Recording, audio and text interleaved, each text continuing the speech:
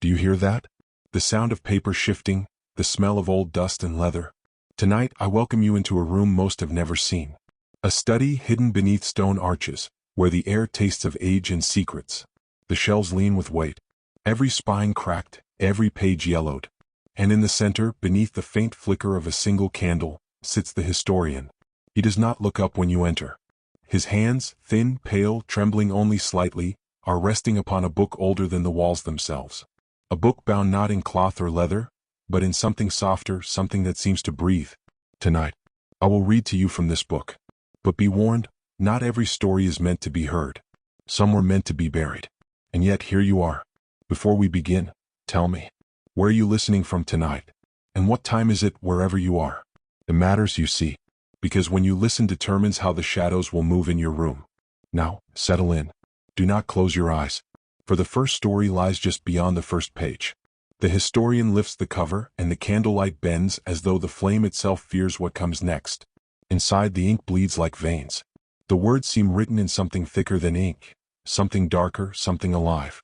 And the title, scrawled across the parchment, whispers as if read by unseen lips. The monastery that stole time. Begins. High upon a mountain where clouds lay like blankets across the earth, there stood a monastery. Its bells had not rung in 100 years. Its doors had not opened in 2. And yet, if one passed near enough to the cliffs, they swore they heard chanting. But the voices were not in prayer. No, they were something else. A droning, endless hum, neither rising nor falling. Like bees caught in the throat of the mountain. A traveler once dared approach. He was young and foolish, searching for silence in the chaos of his mind. And when he stepped through the gates, the air itself seemed to pause. Even his heartbeat slowed. Every sound dulled until he could hear nothing but the grinding of his own teeth.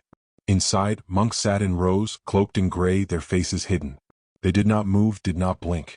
But their lips, they shifted, just slightly, in unison. He thought they prayed. He thought this place was holy. But then he looked closer. Their lips were not forming words. They were swallowing them. Every prayer ever spoken in that monastery, every secret confessed, every name whispered to heaven, had not gone upward. It had sunk into them, into their mouths, into their throats, into their endless chant. And when the traveler tried to leave, he found the gate was no longer where it had been. Time had folded, the mountain's shadow had stretched, and he realized, the monks had stolen his hours, then his days, then his years. They say he still sits there now, cloaked like the rest, lips moving, his voice joining the endless hum. And when you hear silence in the dead of night, true silence, that is not peace. That is the sound of the monastery reaching for you. The historian closes the book, just slightly. His eyes flick toward you, dark and unreadable. And he whispers, that is only the beginning. Shall we turn the next page together? The historian leans forward. The candle bends again, trembling as though it knows. His fingers, long knotted, turn the page. The parchment groans. And there, written in letters so faint they seem carved by nails instead of ink, waits the second tale. His title is a whisper. The noble family's curse. In the heart of an old kingdom, there once stood a manor. It was not the largest, not the richest, but it was the most feared. The family who lived within had wealth, yes, but not gold, not silver. Their wealth was in something far older, far stranger. They traded in time. You see, the noble house of Daramir had made a pact. Generations ago, when plague swept the kingdom and children fell before their mother's eyes, the family's founder made a bargain. Her name, Lady Marin. A woman as proud as she was desperate. She stood before a mirror that had no reflection. A mirror whispered to have fallen from the heavens, cracked upon earth like lightning. And when she looked into its black glass, she heard a voice. It told her, give me your bloodline, and I will give you life eternal. For every hour you should die, I will take it from another. From those who kneel. From those who beg. From those who trust you. And so she agreed. From that day forth, the Daramir line never aged beyond their prime. They dined, they laughed, they ruled. But every feast in their hall was followed by funerals in the village below. At first the people did not know why. A child would collapse in her garden. An old man would stop mid-prayer. A mother would fall as she rocked her babe. And always, when the toll was counted, the manor lights glowed brighter. The family smiled wider. Their cheeks are rosier, their skin smoother. The villagers began to whisper. They refused to work the manor's fields and refused to send tithes. But still, When night fell, the mirror claimed who it would. Until one evening, a servant girl, no more than 13, crept into the manor. She had seen her own brother collapse in the street that very morning, and she swore she heard his last breath whisper her name. She followed the sound of laughter. The noble family feasted, wine staining their lips. And there, hung above the fireplace, gleamed the mirror. Its black surface pulsed faintly, like a heart. The girl crept forward. Her fingers touched the glass, and suddenly silence fell. The family froze mid-breath, mid-bite. Eyes wide, mouths open. And in the mirror, she saw them. Not their faces as they were now, but their faces were as they should have been. Wrinkled, gaunt, rotting. Their true forms hidden by every stolen year. The girl screamed, and the sound shattered the glass. But mirrors, you see, never truly break. They scatter. And every shard remembers what it once reflected. The manor burned that night. But the curse did not end. For to this very day, in the villages that once bowed to the Daramir name, children whisper of broken glass found in the soil. Shards that show not their faces, but the face of someone long dead. Someone whose years were stolen. Someone who wants them back. The historian closes the book again, hands trembling slightly. And he asks you in a voice softer than smoke, "Tell me, do you have mirrors in your home? Are you sure they are showing you the truth?" The town had grown quieter that week, or perhaps I was just hearing differently. Every creak in my old house felt deliberate, as if the wood itself whispered warnings I could not yet understand. I had tried to avoid the well since the last incident, the one that left me drenched in cold sweat and doubting my own senses. But that night, curiosity gnawed at me with sharper teeth than fear ever had. I stepped outside, lantern in hand, the flame flickering like a heartbeat. The moon was veiled behind thin clouds, and the air smelled damp, almost metallic, carrying the faint echo of something long buried. The well's mouth yawned in the distance, black and patient. I felt its gaze, though I knew wells had no eyes, and yet, my gut insisted they did. As I approached, I noticed the ground, mud churned as though something beneath had shifted. The rope was frayed and old, swinging gently despite the absence of wind. I swallowed, my throat dry, but a strange compulsion forced me closer. That rope, it called like a voice I couldn't name, familiar yet alien, tugging at memories I didn't know I had. I peered over the edge. Darkness, absolute darkness, swallowed the bottom. I could feel a damp chill rising from its depths, brushing my fingers even as I stood above it. And then I heard it, a whisper, soft, almost tender, carrying my name, "Don't forget me." I stumbled back, the lantern quivering in my hand, casting shadows that danced like grotesque silhouettes on the crumbling stone. My heart hammered, echoing in my ears, and yet, I knew I would return. The well had not finished with me. I could feel it shaping the air around it, threading my thoughts with dread and something darker, anticipation. Suddenly a splash. Not from the rope, not from the water. Something deeper, lower, as if the well itself had shifted. My lantern flickered violently, and for a moment, I swore I saw a face, pale and wet, staring up from the bottom. Eyes hollow, mouth stretched into a wordless scream. I blinked. It was gone. But the feeling remained, watching, waiting. I should have run. I wanted to run. But the pull, the whispering, the cold clutch in my chest, it made me stay. I could not resist the well, and I knew deep down that it would take me whether I willed it or not. Something moved beneath the surface. Something that belonged neither to water nor to earth. And as I stared, frozen, it rose slowly, dragging the darkness with it. The lantern swung, casting a beam over the stone rim. And for the first time I understood. Some wells are not meant to quench thirst. Some wells are meant to awaken. The air thickened. The whispers grew, multiplying into voices I couldn't distinguish. They spoke of old promises, old pain, and old deaths that no one remembered, but the well remembered all of them. And now it remembered me. I backed away, the lantern slipping from my grasp. It clattered to the ground, extinguishing the flame in a puff of smoke. Darkness enveloped me entirely, save for the faint, sickly shimmer from the water below. The voices rose in a chorus, sharp and mournful, calling me closer. "You came, now stay." I ran. I didn't know where I was going, only that I had to escape. But even as I left the well behind, I knew it was following. Not with feet, not with hands, but with something far older and colder. The certainty that once the midnight well had marked you, it never let go. That night, I slept fitfully, haunted by whispers and wet footsteps I could not trace. And when morning came, the world seemed slightly off, colors too dim, shadows too sharp. I had survived the well, yes, But survival was only the beginning. Because some wells are patient. Some wells wait for decades. And the midnight well never forgets. Days passed, but the well never left me. It haunted every shadow, every half-formed memory, and every quiet hour. Even in broad daylight, I felt its presence lurking beneath the skin of the world, patient and unrelenting.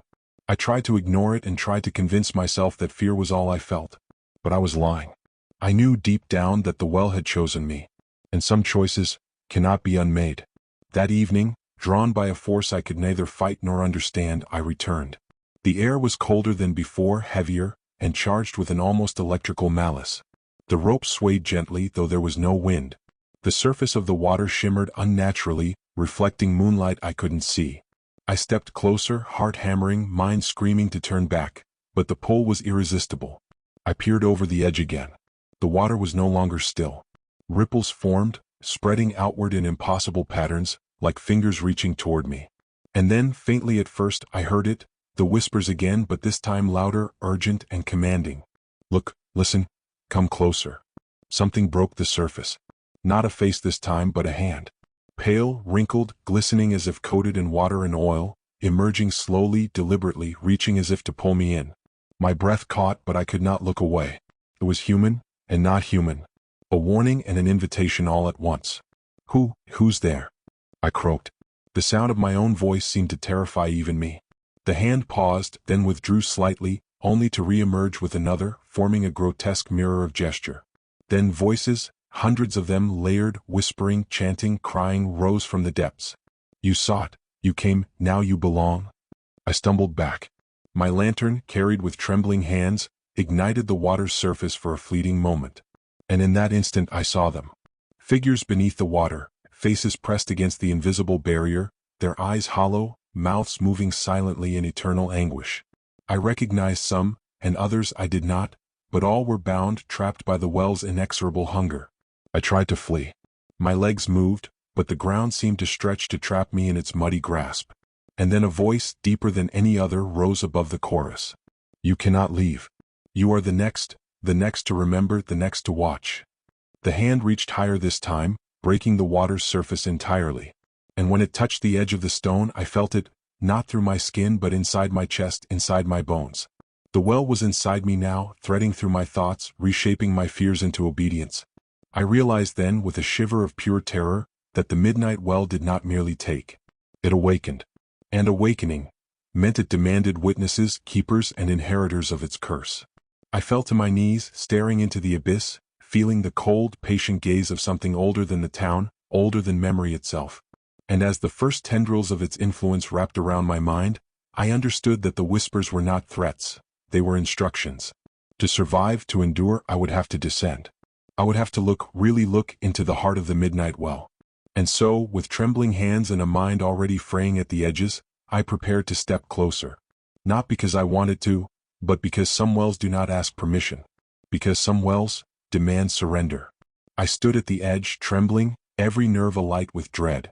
The well was no longer a mere hole in the earth. It was alive, breathing, pulsing with a darkness that seemed almost sentient. The whispers had multiplied, now a cacophony of voices, some pleading, some mocking, some angry, all urgent. Come, see, understand, belong. I knew I should run. My mind screamed for flight. But the well had already claimed me. I could feel its tendrils inside me, cold and slick, threading through my thoughts, wrapping my fear like a vice. It was a trap that didn't bind the body, it bound the soul. Summoning what little courage remained, I peered over the edge once more. The water shimmered unnaturally, reflecting not the moon or stars, but 1,000 pale faces pressed just beneath the surface. Some were young, some old, all trapped in silent terror, their eyes wide with a knowledge I could feel creeping into my own. And then I understood, these were the watchers. The midnight well did not simply consume, it remembered. Every soul it claimed was bound to witness the next, to ensure its hunger persisted across time. A sudden splash made me flinch. From the depths something emerged fully this time. Not a hand, not a face, but a figure, tall, slender, its features human but impossible, shifting as if the shadows themselves had been woven into flesh. Its eyes were hollow pools, reflecting not light but darkness itself. It spoke, its voice echoing in my skull rather than through the air. You sought the well, now the well seeks you. Do you see what it is? Do you see what it remembers? I wanted to answer. I could not. Words caught in my throat. The figure reached toward me, and the air grew heavier, pressing against my chest, my limbs, and my very thoughts. And then the water rose, not like a flood, but like fingers stretching upward from the past, the present, and some unknowable future. The faces beneath shimmered, mouths moving, whispering their knowledge into me, into the marrow of my bones. I saw it then. The truth. The well was not merely a well. It was a memory incarnate, a vessel for all forgotten wrongs, all deaths unlamented, and all secrets buried too deep for the living to witness. And now, it demanded me as its next keeper, its next memory, its next witness. I stumbled, fell to my knees at the rim, and felt the icy water lick at my hands. One step forward and I would be claimed like so many before. And yet, as horrifying as the thought was, I felt a strange compulsion. A need to understand, to see, to bear the weight of all it remembered. The figure whispered one final command: remember, or be forgotten. I stepped closer. The world tilted. The whispers became screams. The darkness embraced me. And in that instant I saw everything. The well's victims, its horrors, its secrets, all laid bare in an eternal tapestry of pain and memory. And then, I became part of it. The lantern had long since fallen, leaving me alone in the blackness, yet I could see it all. The midnight well does not merely take. It awakens, it remembers, it spreads. And now, its whispers are mine to carry, mine to remember, and mine to pass on. Some wells thirst for water. The midnight well thirsts for memory. And memory never dies. I do not know how long I stood there, staring into the abyss, listening to the chorus of the forgotten. But I know this: once you have seen the heart of the midnight well, nothing in the living world feels real anymore. Because you carry the dead inside you. And one day, someone else will come. Someone else will hear the whispers. And the well will wake again.